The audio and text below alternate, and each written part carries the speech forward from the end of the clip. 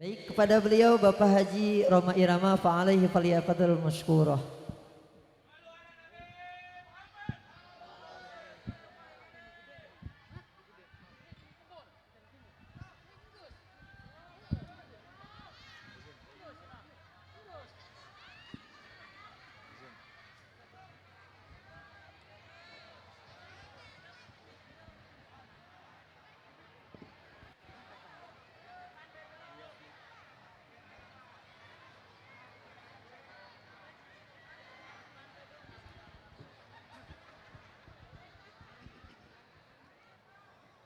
Assalamualaikum warahmatullahi wabarakatuh.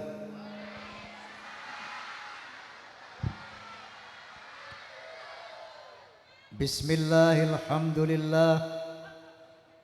Alhamdulillahilladzi arsala rasulahu bil huda wa dinil haqq liyuzhirahu 'alad dini kullih wa kafa billahi syahida. Asyhadu an la ilaha illallah wahdahu la syarika lah wa asyhadu anna sayyidana wa nabiyyana Muhammadan abduhu wa rasuluh la nabiyya ba'da. Allahumma fassalli wa sallim wa barik ala sayyidina Muhammad wa ala alihi wa sahbihi mawalah. Amma ba'd. Al-mukarramun, para alimin ulama, para kiai, para habaib yang dimuliakan Allah Subhanahu wa taala, kepada sahibul hajat, Bapak Kepala Desa apa Jaya Sampurna, bukan Jaka Suara, bukan. Bapak Muhsin, kemudian aparatur pemerintah. Di sini ada Pak Kapolsek yang mewakili, Pak Dan Ramil, dan ada Pak Camat, Pak Lurah. Kemudian kepada Forum Silaturahmi Takmir Masjid dan Musola Indonesia Fahmi Tamami yang saya hormati, dan saya mau tanya, di sini ada fans Roma Irama enggak? Ada fans Soneta enggak? Itu kalau disingkat Forsa. Kalau saya sebut Forsa, tolong bilang keren, bisa? Bisa? Forsa! Forza. Alhamdulillah. Sekian lama engkau menunggu untuk kedatanganku. Betul. Bukankah aku telah berjanji kita jumpa di sini, ku datang. Kini ku datang padamu, senyumlah. Sambutlah kedatanganku. Terus udah. Hadirin wal hadirat, tujuan kita berkumpul di tempat yang mulia ini pada malam hari ini tak lain dan tak bukan dalam rangka memperingati hari lahir Rasulullah SAW, dalam rangka untuk mempertajam pengenalan kita terhadap sosok beliau sallallahu alaihi wasallam, dan selanjutnya untuk mengagumi beliau, mencintai beliau, dan selanjutnya bisa mentaati beliau sallallahu alaihi wasallam.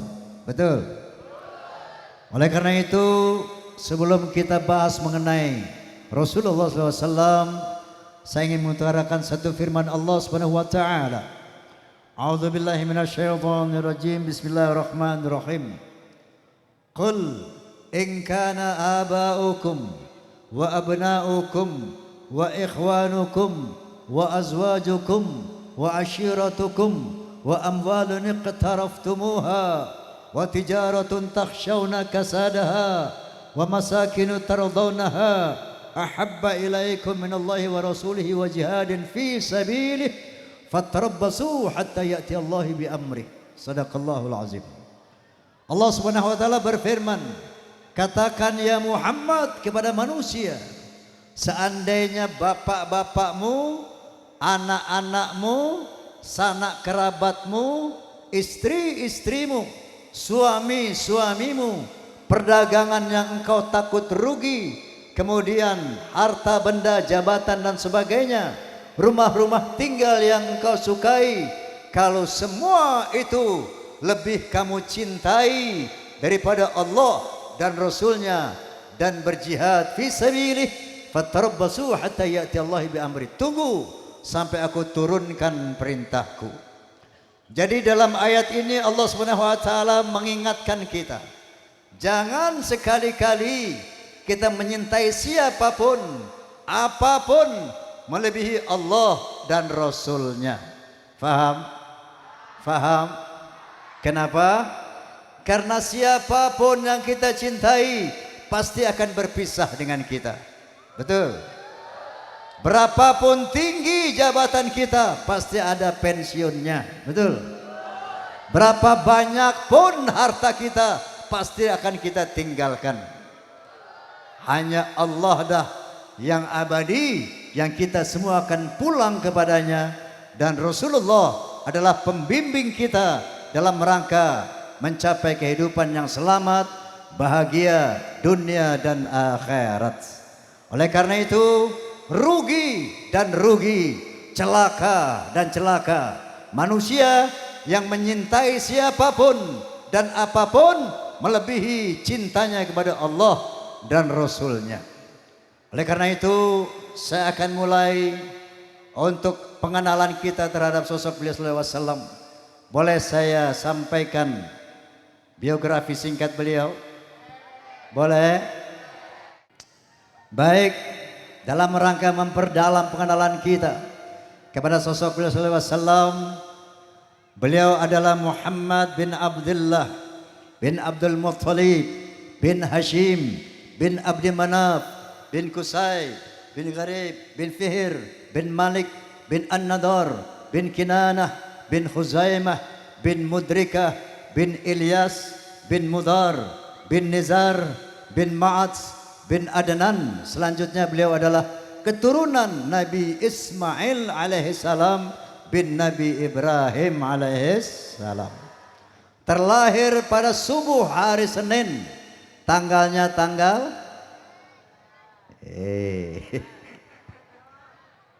hari kemerdekaan Indonesia lahir tanggal berapa?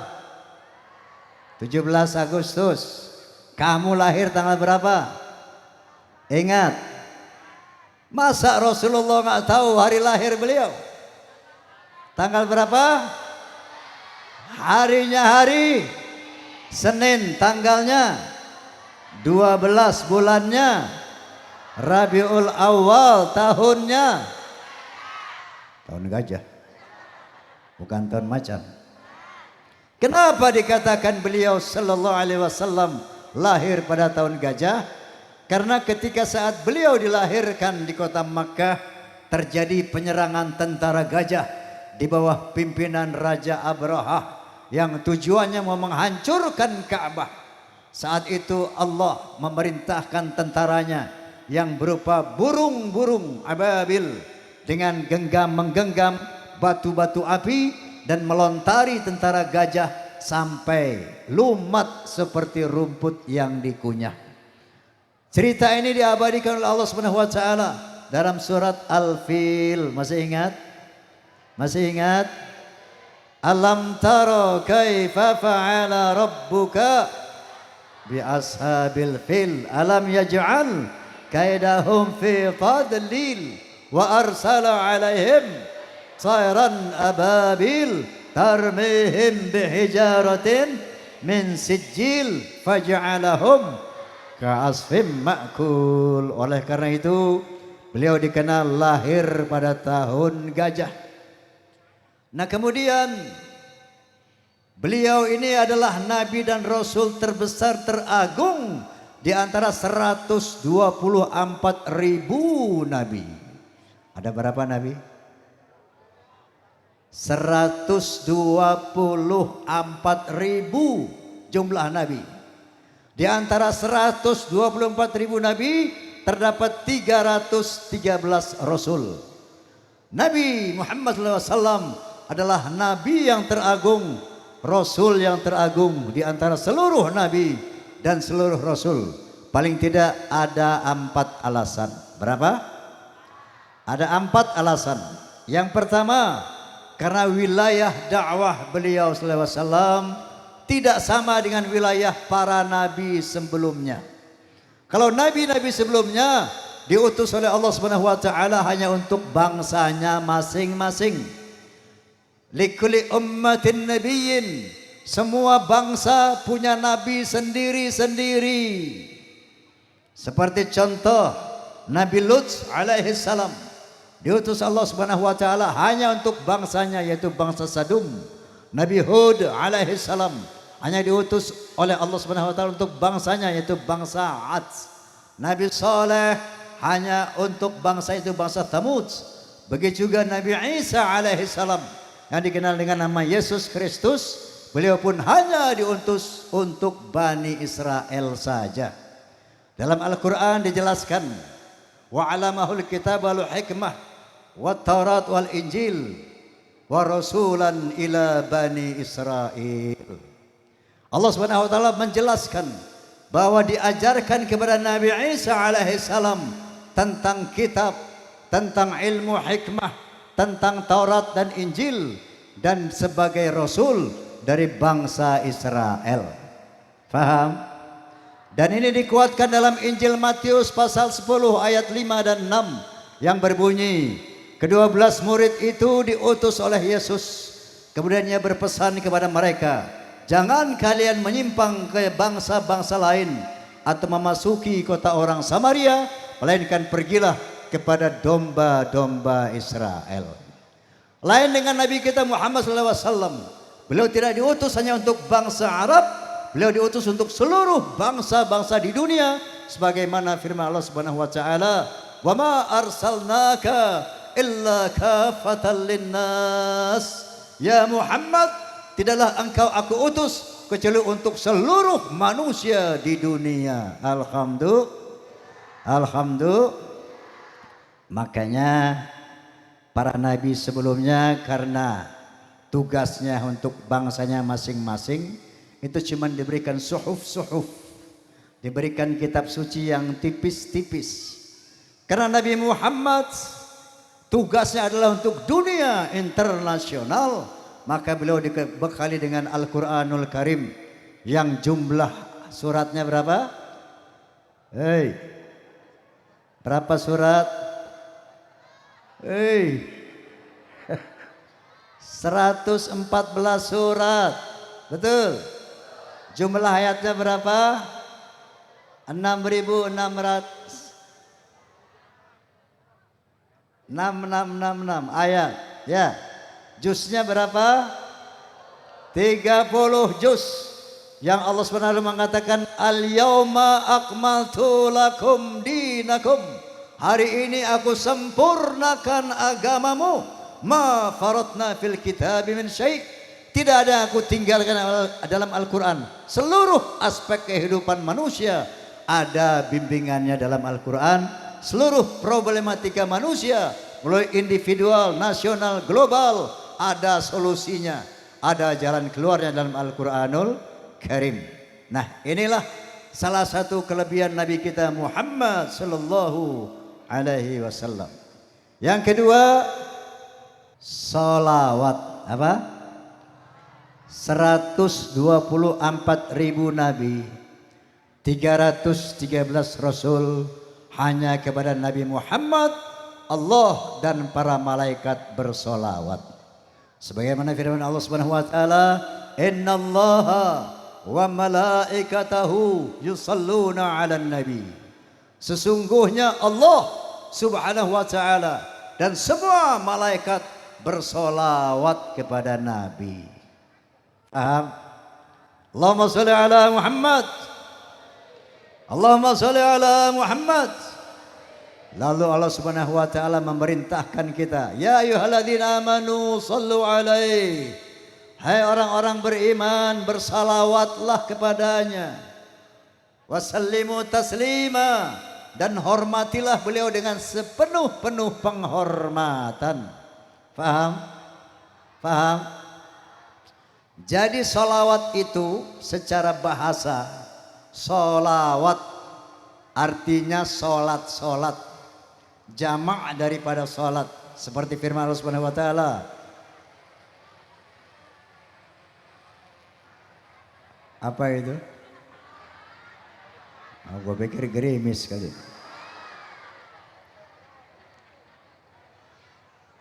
Allah Subhanahu wa taala berfirman, hafizu ala salawat wa salatil wusta.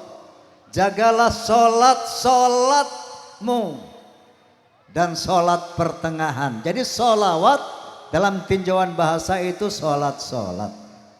Tapi secara orientatif, kalau Allah, malaikat bersolawat kepada Nabi, artinya Allah memuliakan Nabi. Faham? Faham? Kalau manusia solat kepada Allah, artinya menyembah Allah. Kalau manusia bersolawat kepada Nabi, artinya mendoakan Nabi. Faham? Faham? Nah, dalam hal ini Nabi SAW bersabda, man shala alayya salatan wahidatan sallallahu alaihi biha asran, wa man shala alayya asran sallallahu alaihi biha mi'atan, atau kama qala Rasulullah sallallahu alaihi wasallam. Nabi bersabda, barang siapa yang bersalawat kepadaku 1 kali, maka Allah akan bersalawat kepadanya 10 kali. Barang siapa yang bersalawat kepadaku 10 kali, maka Allah akan bersolawat kepadanya 100 kali. Oleh karena itu perbanyaklah solawat, karena pada hakikatnya bersolawat kepada Nabi mengundang solawat Allah untuk kita. Kalau Allah sudah bersolawat kepada manusia, insya Allah berkah, selamat, bahagia dari dunia sampai akhirat. Amin Allahumma. Yuk ikuti saya solawat ya. Jangan disambut tapi diikuti. Oke? Allahumma sholli ala Sayyidina Muhammad wa ala ali Sayyidina Muhammad. Allahumma sholli ala Sayyidina Muhammad وعلى آل سيدنا محمد. اللهم صل على سيدنا محمد وعلى آل سيدنا محمد. Berapa kali kita salawat? 3 kali. Insya Allah Allah bersolawat kepada kita 30 kali. Amin Allahumma. Amin Allahumma. Kelebihan beliau yang ketiga apa? Syafaat. Apa itu syafaat? Rekomendasi. Apa itu rekomendasi? Permohonan pertolongan kepada Allah untuk umatnya. Dalam hal ini Nabi SAW bersabda, likulli nabiyyin da'watun qad da'a biha fastujibat, faja'altu da'wati syafa'atan li ummati yaumal qiyamah. Semua nabi punya doa pamungkas, dan mereka telah menyampaikan doa-doa pamungkas dan Allah telah mengabulkannya. Tapi aku simpan doa pamungkasku untuk aku jadikan syafaat pada hari kiamat untuk umatku. Masya Allah. Jadi nanti pada hari kiamat manusia berlari-lari kepada Nabi Adam, kepada Nabi Nuh, kepada Nabi Musa, kepada Nabi Isa, minta syafaat, minta rekomendasi agar ditolong oleh Allah Subhanahu wa taala. Semua nabi angkat tangan.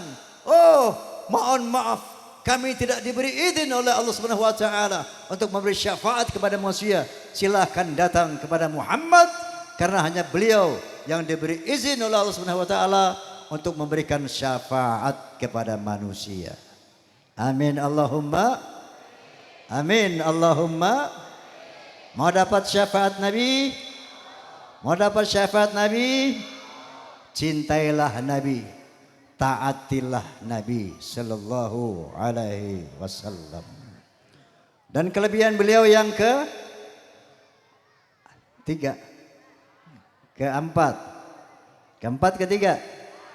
keempat adalah akhlak.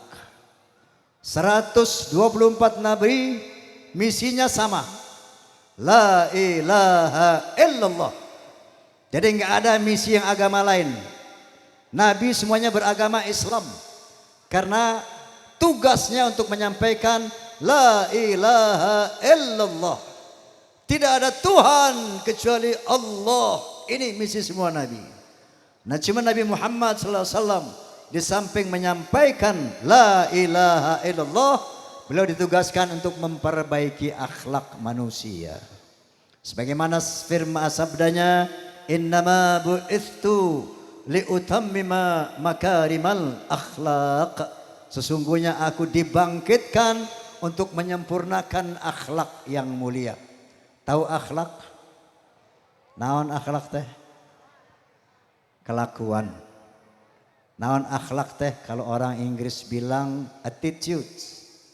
Kalau orang Jakarta bilang lagu. Bukan lagu kayak soneta, bukan. Lagu lo tengik misalnya. Artinya kelakuan lo tengik. Tahu tengik? Bau apek. Lagu lo perak. Tahu perak? Beras murah. Tapi yang dimaksud akhlak itu adalah kepribadian, kelakuan kita kepada Allah, kepada manusia, dan kepada alam. Inilah akhlak.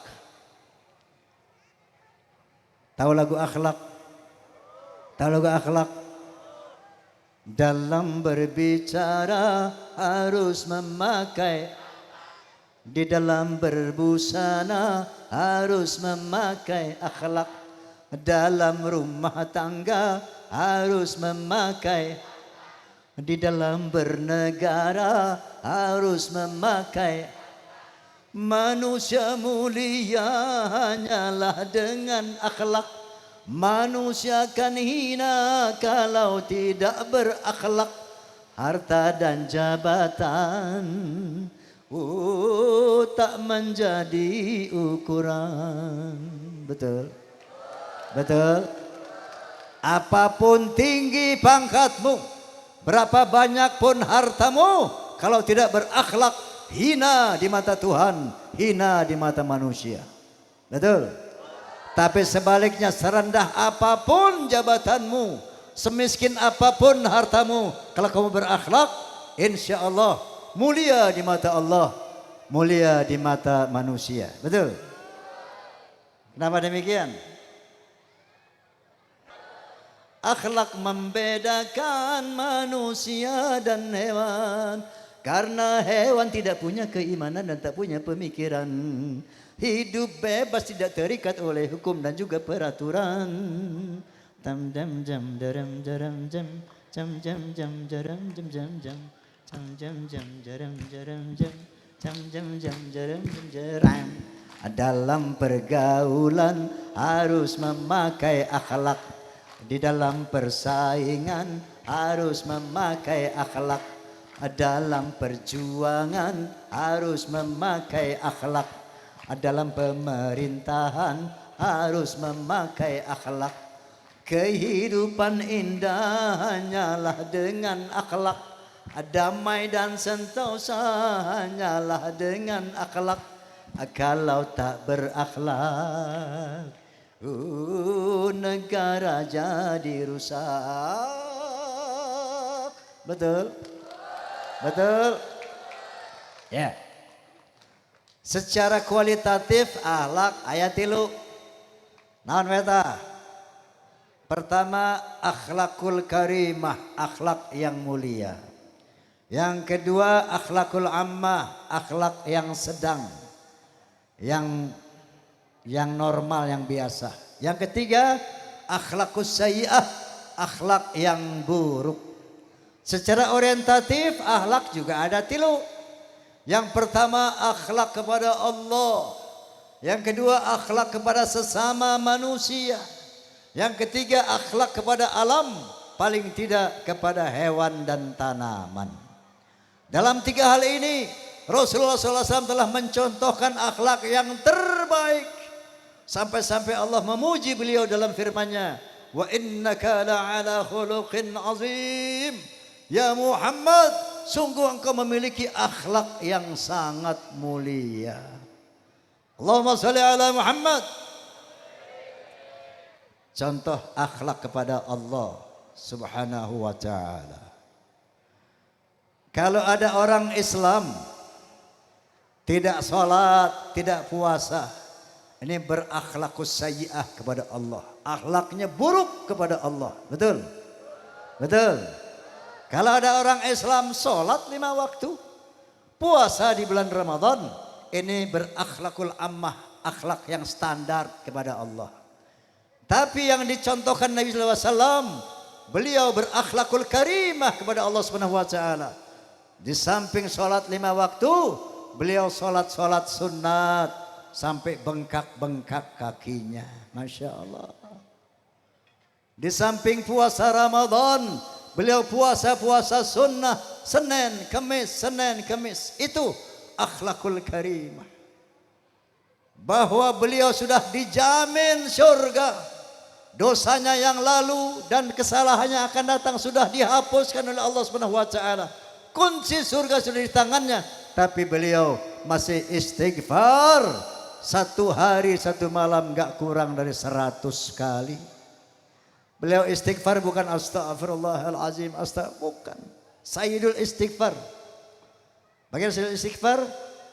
Allahu la ilaha illa anta khalaqtani wa ana abduka wa ana ala ahdika wa wa'tika mastata'tu a'udzu bika min syarri ma sana'tu abu'u laka bi ni'matika alayya wa abu bi dhanbi faghfir li fa innahu la yaghfiru dzunuba illa ant. Inilah istighfar Rasulullah SAW.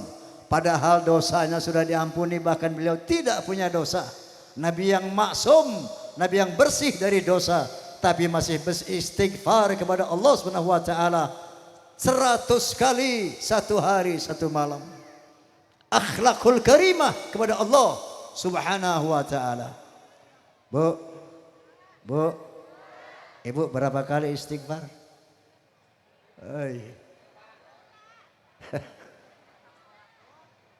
Pas sholat, maksudnya. Kita kemun ingat sholatnya. Akhlakul karimah kepada Allah dan akhlakul karimah kepada alam. Binatang contoh, akhlak Nabi kepada hewan luar biasa.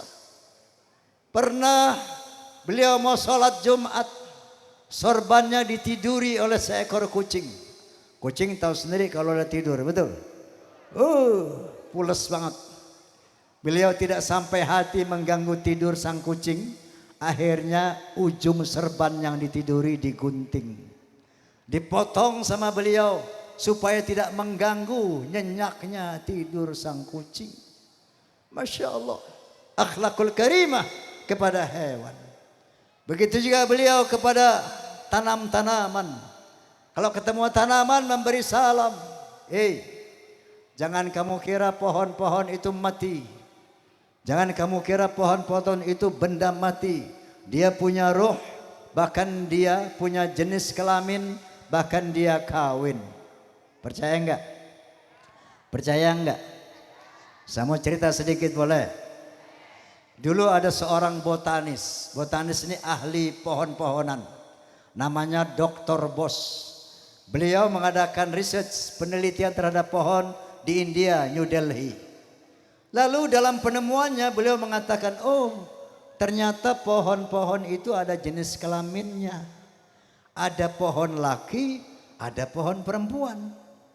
Oh ternyata pohon juga dalam mengembangbiakan keturunannya, pohon juga pun kawin. Padahal semua ini sudah dinyatakan oleh Allah Subhanahu wa taala dalam Al-Qur'anul Karim. Subhanalladzi khalaqal azwaja kullaha mimma tumbitul ardh. Maha suci Allah yang telah menciptakan pohon-pohon di muka bumi berpasang-pasangan. Masya Allah. Wa arsala riha lawaqiha, dan aku utus sebagian angin untuk mengawinkan pohon. Jadi pohon itu ada laki-laki ada perempuan. Pak, oi Pak, saya kasih tahu ya, kalau naik-naik pohon lihat-lihat pohonnya, jangan pohon cewek lo naikin, terlalu betah nggak turun-turun. Bu, saya kasih tahu Bu, kalau berteduh jangan di bawah pohon cowok, ya bahaya. Itu pohon pun ada laki-laki ada perempuan, dan kawinnya yang mengawinkan siapa? Angin. Makanya kalau ada angin ribut, ibu nggak usah ikut ribut. Itu pohon lagi pada kawin. Makanya pohon kalau ketuaan kawin, rubuh dia. Pernah dengar pohon rubuh nggak? Nah itu pohon udah tua kawin. Makanya, oi kalau udah tua jangan kawin lagi. Oi, minum dulu.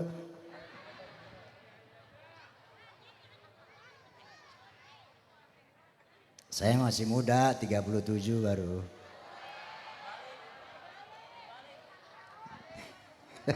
Lu sirik aja lu. Nah jadi pohon itu punya rasa. Bahkan bertasbih kepada Allah dengan caranya. Yusabbihu lahu ma fis samawati wal ard. Semua yang di langit dan di bumi bertasbih kepada Allah dengan caranya masing-masing. Ya Bu. Jadi berakhlak kepada pohon. Jangan potak-potek sembarangan tanpa kepentingan. Paham? Potak-potek itu sakit pohon itu. Kalau mau nanam, kalau mau motong pohon sesuai. Satu, ada kepentingannya. Kedua, harus dengan akhlak. Cari pisau yang tajam. Bismillahirrahmanirrahim, Allahu Akbar, potong. Paham? Berakhlak kepada hewan dan tanaman. Ini dicontohkan oleh Rasulullah Sallallahu Alaihi Wasallam. Makanya berakhlak kepada hewan juga hati-hati. Bu punya rumah Bu? Ngontrak apa punya sendiri? Udah lunas kontrakannya? Kreditnya udah lunas belum? Ketahuilah di rumahmu itu bukan cuman kamu yang tinggal. Di sana ada tikus, ada kecoa, ada cicak, ada semut, ada apa lagi? Jin aja ada. Betul? Berakhlaklah kepada binatang. Contoh, jangan main bunuh binatang tanpa kepentingan. Ya, kalau nggak perlu dibunuh jangan dibunuh. Yang boleh dibunuh satu, tikus. Yang merusak kehidupan, tikus boleh dibunuh. Ular boleh dibunuh. Kelabang boleh dibunuh. Semut boleh nggak? Sejauh tidak mengganggu nggak usah. Ya, kecoa boleh nggak? Boleh.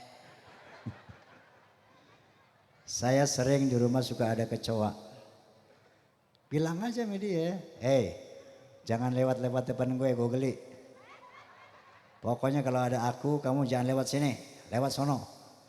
Nggak lewat lagi tuh kecoa. Kalau mereka sudah dalam taraf mengganggu, boleh dibunuh. Akhlak kepada hewan. Nah kepada tanaman, ibu kalau punya kebun kecil di rumah, apalagi kebun besar, itu rawat pohon itu. Ya, tiap pagi siram sambil salawatan. Allahumma sholli ala Muhammad, Allahumma sholli wa sallim alaihi. Salawatan. La ilaha illallah, la ilaha illallah tahlilan. Itu dia gembira, bahagia. Berdoa kepada Allah Subhanahu wa taala. Masya Allah. Jadi berakhlak kepada Allah, berakhlak kepada alam. Ini dicontohkan terbaik adalah oleh Rasulullah sallallahu alaihi wasallam, dan berakhlak kepada manusia. Masya Allah. Kapasitas beliau ini multi kapasiti. Beliau bukan hanya seorang nabi, beliau bukan hanya seorang kepala keluarga, beliau juga adalah pedagang. Beliau adalah juga kepala pemerintahan. Beliau adalah Masya Allah, ulama dan sebagainya. Dalam kapasitas sebagai seorang pimpinan, sebagai ulama, satu saat pernah beliau didatangi oleh pimpinan-pimpinan kafir Quraisy. Kemudian mereka mendatangi paman Nabi, yaitu Abu Thalib. Ya Abu Thalib, sampaikan kepada kemenakan Anda, seandainya dia mau menghentikan dakwah Islamnya, berjuang menegakkan Islam di jalan Allah, maka dia akan saya berikan jabatan, akan saya berikan harta berapa banyak dia mau, akan saya berikan wanita dari negeri mana yang dia mau. Baik, nanti saya sampaikan. Kemudian disampaikanlah sama Abu Thalib kepada kemenakannya Muhammad SAW. Ya Muhammad, itu para pemimpin Quraisy datang kepada paman. Beliau minta agar kamu menghentikan dakwah Islammu. Kalau kamu menghentikan dakwah Islam, kamu akan diberikan jabatan sebagai kepala negara di Quraisy. Sebagai apapun yang kamu mau, sebagai raja di Quraisy. Dan kamu akan diberikan harta seberapa banyak kamu mau. Dan aku akan diberikan wanita dari negeri mana yang saja kamu mau. Asal saja kamu menghentikan dakwah Islam dan copot akidah Islammu. Apa jawab Nabi Bu? Ya ammi, wallahi law wada'u syamsa fi yamini wal qamari fi yasari ala antruka hadzal amr hatta yuzhirallahu aw ahlika fih ma taraktuhu abada. Wahai paman, jangankan mereka memberi saya harta, jabatan dan sebagainya. Seandainya mereka mampu meletakkan matahari di tangan kananku, bulan di tangan kiriku, untuk menghentikan dakwah Islamku, untuk mencopot akidahku, pasti tidak akan aku lakukan sampai Islam bersinar atau aku binasa karenanya. Masya Allah, akhlak sebagai seorang pimpinan, akhlak sebagai seorang ulama tidak bisa disuap, tidak bisa dibeli dengan apapun. Ini akhlak Rasulullah sebagai seorang pemimpin, sebagai seorang ulama. Bu, tetein bu. Budak satu yang cari kita. Susuan akhirnya. Kemudian akhlak beliau sebagai seorang saudagar, pedagang. Oh, Masya Allah. Itu kan kalau orang sini, orang mana nih? Orang mana itu? Penggadengan, pegadegan, pegadungan. Orang pegadungan ada yang pedagang. Ada yang pedagang enggak? Yang dagang bakso ada. Dagang pisang goreng ada. Mau maju? Tiru Nabi Muhammad cara dagang. Jujur. Menjaga kualitas dan jujur. Ya. Beliau kalau dagang itu jujur. Masya Allah. Polos. Misalnya contoh. Ya. Beliau dagang sepatu. Sepatu ini buatan Yaman misalnya. Beliau beli 5 real misalnya. Ditanya, ya Muhammad, ini sepatu buatan siapa? Buatan mana? Buatan Yaman Pak. Harganya berapa? Saya beli 5 real Pak.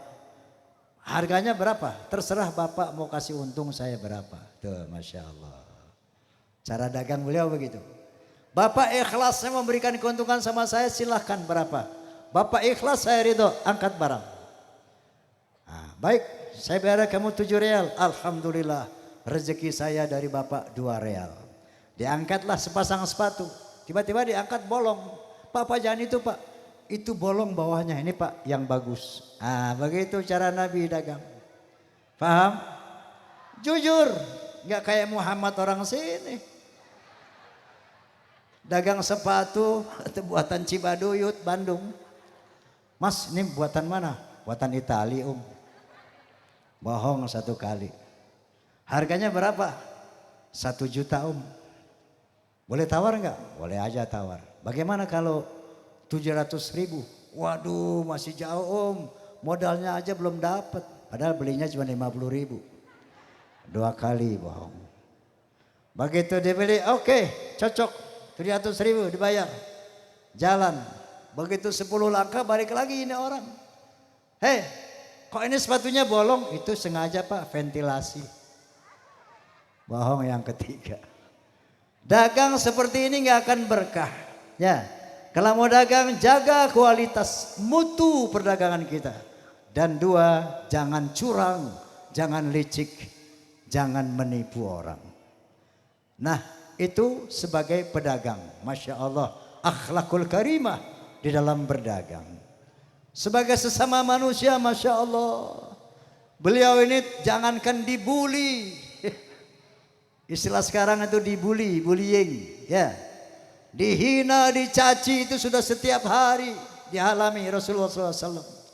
Contoh, pernah satu saat ketika beliau mau ke Masjidil Haram, itu lewat gang kecil. Di antara gang itu ada rumah-rumah tingkat dari tanah. Di sana ada seorang Yahudi yang benci betul kepada Nabi. Kalau Nabi lewat diludahin. Cuh. Nabi cuma mengusap, menoleh, tersenyum. Diludahin. Cuh. Nabi mengusap, menoleh, tersenyum. Sehingga pada saat Nabi lewat situ, nggak ada yang meludahi. Nabi melihat, loh, orang yang biasa meludahi dia nggak ada. Dia tanya kepada seseorang di sana, Mas, itu orang yang suka berdiri di sini siapa? Oh, itu si fulan ya Muhammad. Kemana kok nggak ada? Dia sedang sakit ya Muhammad. Nabi pulang lagi ke rumah, minta kurma, susu sama roti sama istrinya. Wahai Rasulullah, kamu mau ke masjid, untuk apa kembali lagi minta roti, susu sama kurma? Saya mau menjelang orang sakit. Kemudian makanan ini dibawa kepada Yahudi yang suka meludahi itu. Tok tok tok, assalamualaikum. Siapa di luar? Saya Muhammad. Gemeter itu orang. Ya Allah, jangan-jangan saya mau dihantam ini, saya mau dimarahin, saya mau dibunuh ini. Dia orang yang suka saya ludahi setiap lalu. Dia gemeter. Memang dia sedang sakit. Lalu pintu tidak dibuka, tidak tutup. Boleh saya masuk? Ya boleh katanya. Begitu masuk, dikasih makanan, diusap kepalanya, didoakan. Semoga Allah cepat memberi kesembuhan kepada Anda. Ini makanan. Begitu akhlak Rasulullah. Terhadap orang yang jahat kepadanya, beliau berbuat baik kepadanya. Pernah lagi di Taif, ketika berdakwah di Taif, beliau dilempari batu oleh warga Taif. Kemudian berdarah wajahnya, tangan dan kakinya. Jibril alaihissalam, malaikat yang selalu mendampinginya, kemudian berbisik kepada Nabi, ya Muhammad, angkat tanganmu kepada Allah. Sebagaimana nabi-nabi sebelum kamu, ketika umatnya durhaka, mereka minta agar umatnya dihukum, diadab. Nabi bilang jangan ya Jibril. Bahkan didoakan umatnya. Nabi angkat tangan, Allahumma hdi qaumi fa innahum la ya'lamun. Ya Allah, berikanlah hidayah kepada umatku, berikan ampunan kepada umatku. Mereka melempari aku dengan batu karena mereka tidak mengerti. Begitu akhlak Rasulullah kepada orang yang jahat kepadanya. Beliau selalu membalas dengan kebaikan-kebaikan. Bu, Ibu udah berapa kali ikut perayaan Maulid? Banyak, ada 10 kali? 20 kali? 100 kali? Saya mau tanya, akhlaknya sudah berubah belum Bu? Eh? Ngapain lo maulid?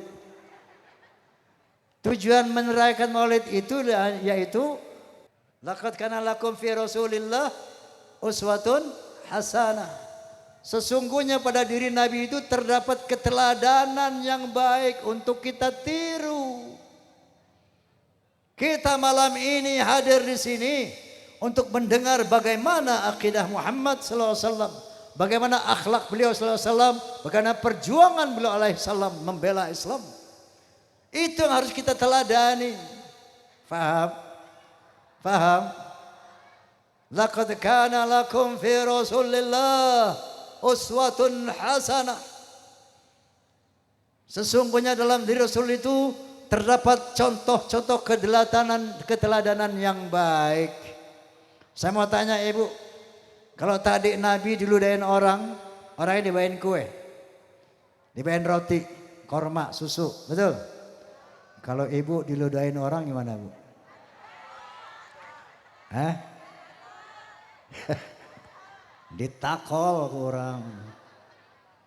Pak, kalau bapak dilempari batu, disambit sama batu, seperti diperlakukan orang Taif kepada Nabi, bapak apain itu orang? Hah? Wah, gue bacok. Ini akhlak. Ya. Jadi ada orang bilang itu kan Nabi Bang Haji. Terang aja dia bisa. Kita kan bukan Nabi. Bukan soal Nabi dan bukan Nabi. Tapi tadi Allah mengatakan laqad kana lakum fi Rasulillah uswatun hasanah. Sesungguhnya terdapat keteladanan yang baik dalam diri Rasulullah bagi siapa? Liman kana yarjullah wal yawmal akhir wa dzakarallaha katsira. 3. Yang bisa meniru akhlak Nabi adalah liman kana yarjullah, yang berharap berjumpa dengan Allah, yang berharap bertemu dengan Allah, rindu kepada Allah. Wal yawmal akhir, yang berharap bahagia di akhirat, berharap masuk surga di akhirat. Wa dzakarallaha katsira, dan yang banyak berzikir kepada Allah, yang banyak mengingat Allah. Inilah orang yang bisa meniru akhlak Nabi. Betul? Kalau kita belum rindu sama Allah, belum rindu sama akhirat untuk surganya Allah, belum banyak zikr Allah, pasti kita tidak bisa meniru akhlak Nabi. Makanya Allah menyatakan liman kana yarjullah wal yawmal akhir wa dzakarallaha katsira. Yang bisa meniru akhlak Nabi, akhlak kepada Allah, akhlak kepada hewan, tanaman, akhlak kepada sesama manusia, yaitu orang-orang yang merindukan Allah, orang merindukan akhirat. Tentunya orang merindukan Allah, merindukan akhirat, dia harus beriman dan bertakwa kepada Allah Subhanahu wa taala. Betul? Wa dzakarallaha katsira, dan banyak berzikir sama Allah.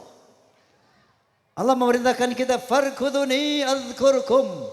Ingatlah kepadaku, aku akan ingat kamu. Mau diingat sama Allah? Mau diingat sama Allah? Jangankan Allah, Pak Gubernur saja misalnya, kalau ingat sama kamu, Bu Ijah, pasti beres, betul? Itu Bu Ijah itu kekurangan apa aja, tolong dibantu, betul? Kalau gubernur saja ingat kamu, hidupmu nyaman dan aman, betul? Jangan diganggu, itu tuh kesayangan gubernur, betul? Apatah lagi Allah. Kalau Allah sudah selalu ingat kamu, insya Allah beres, berkah, selamat, aman dunia dan akhirat, betul? Makanya banyak zikrullah. Bagaimana caranya Bu, Pak? Sertakan Allah dalam setiap aktivitas kita. Mau makan, ingat Allah. Doa makan gimana Bu? Allahumma barik lana fima razaqtana wa qina adzabannar. Ingat Allah. Sesudah makan ingat Allah, hadirkan Allah. Baca apa habis makan? Alhamdulillah alladzi at'amana wa saqana wa ja'alana minal muslimin. Mau tidur baca apa? Bismikallahumma ahya wa bismika amut. Dengan namamu ya Allah aku hidup dan dengan namamu aku mati. Wow, ternyata tidur itu mati. Tidur itu mati. Kenapa? Orang tidur itu nggak ada ruhnya. Nafas itu bukan ruh. Itu mekanisme organ tubuh, nafas itu. Bukan ruh. Ruh dipegang oleh Allah Subhanahu wa taala. Allah yatawaffal anfusa hina mautiha walati lam tamut fi manamiha. Allah yang memegang ruh manusia ketika dia mati dan ketika dia belum mati pada saat tidur. Wa yumsikul lati qada'al maut wa yursilul ukhra ila ajalin musamma. Dan akan aku tahan ruh orang tidur tadi kalau aku matikan dia, dan akan aku kembalikan ruh itu kalau aku mau bangunkan dia pada pagi hari. Makanya ketika pagi hari bangun tidur baca doa apa, Bu? Alhamdulillahilladzi ahyana ba'da ma'amatana wa ilaihin nusyur. Segala puji bagi Allah yang telah menghidupkan aku kembali dari matiku barusan. Jadi kalau Allah nggak kembalikan ruh kita, Bu, nggak bangun, dikuburin orang kita. Betul? Hadirkan Allah, zikrullah, zikrullah. Mau keluar rumah baca apa, Bu? Bismillahi amantu billah tawakkaltu ala Allah la haula wa la quwwata illa billah. Mau naik kendaraan baca apa?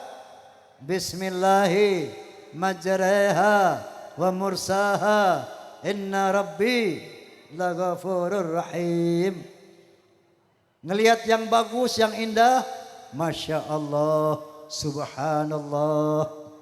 Lihat orang kecelakaan, na'udzubillah. Betul? Kesandung, astagfirullah, jangan copot. Hadirkan Allah dalam setiap aktivitas kita. Melangkah jalan lurus, zikir, la ilaha illallah, la ilaha illallah, la ilaha illallah.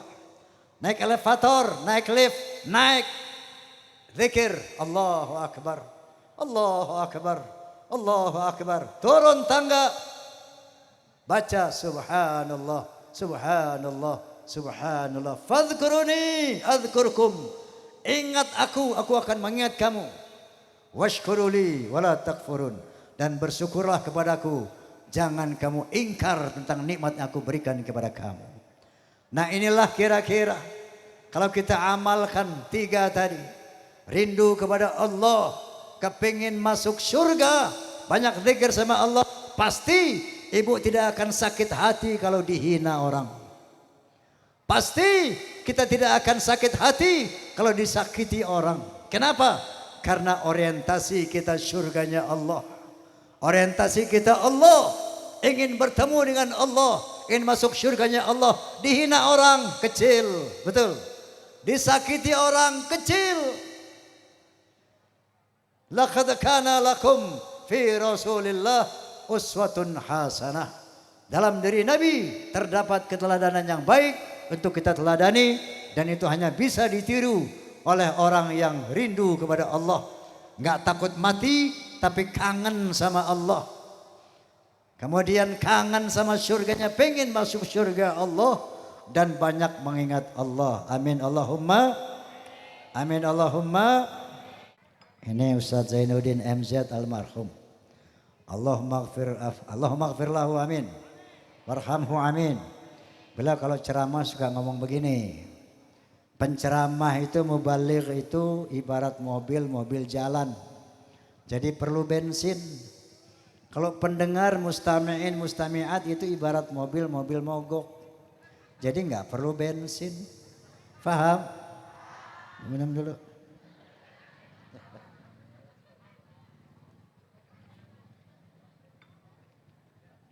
Oke, saya rasa itu hikmah daripada peringatan Maulid, dan saya akan tutup dengan sebuah lagu dengan catatan semuanya ikut kur. Setuju? Setuju? Oke, sebelum kur, sebelum nyanyi, coba kita latihan kur dulu ya. Kurnya ada 2. Yang pertama, 1 Yang pertama kalau tangan saya jatuh bunyi hey.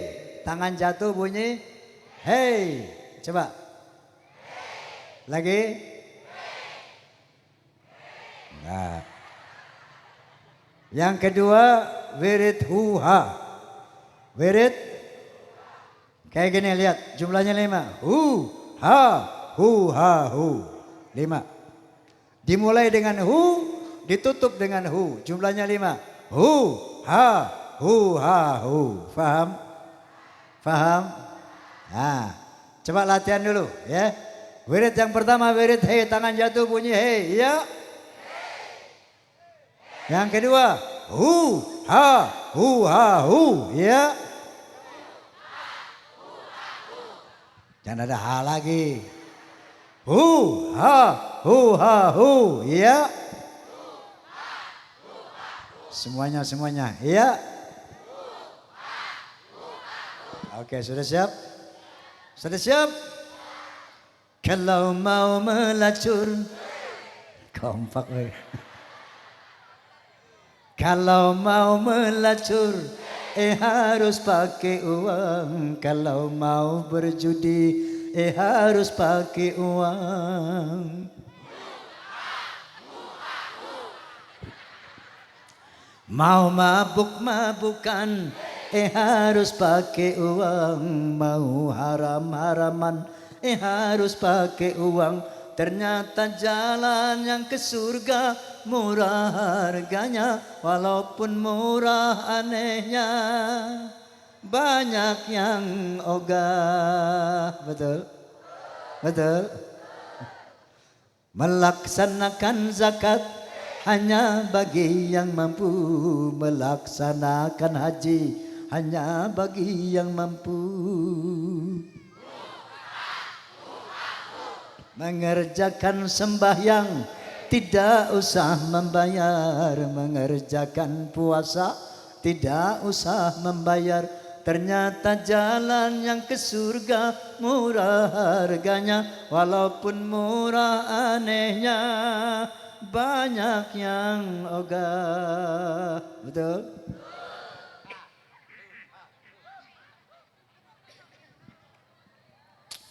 Kalau nanti ada yang masuk neraka, bukan karena Tuhan tak sayang hambanya.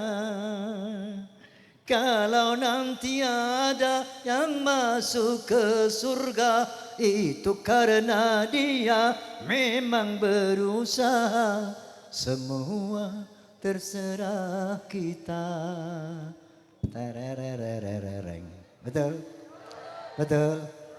Mau masuk surga? Mau masuk surga? Amin. Syaratnya tahu?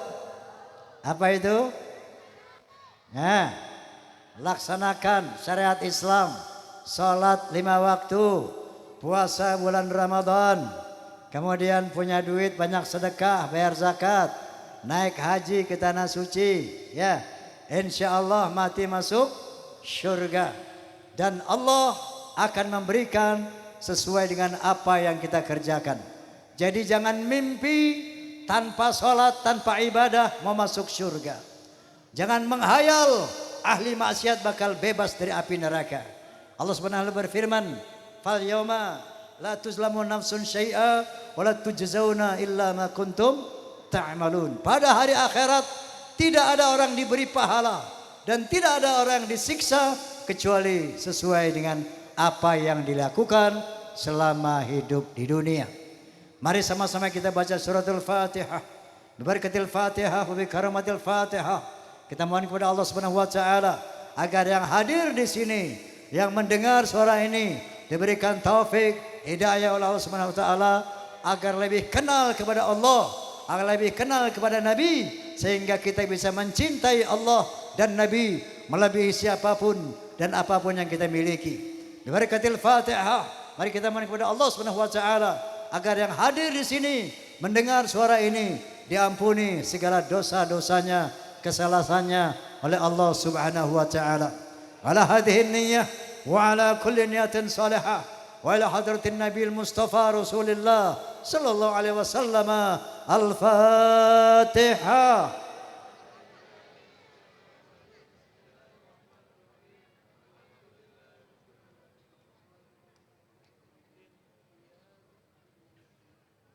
والله الموافق إلى أقم الطريق. بالله التوفيق والهداية. ثم السلام عليكم ورحمة الله وبركاته.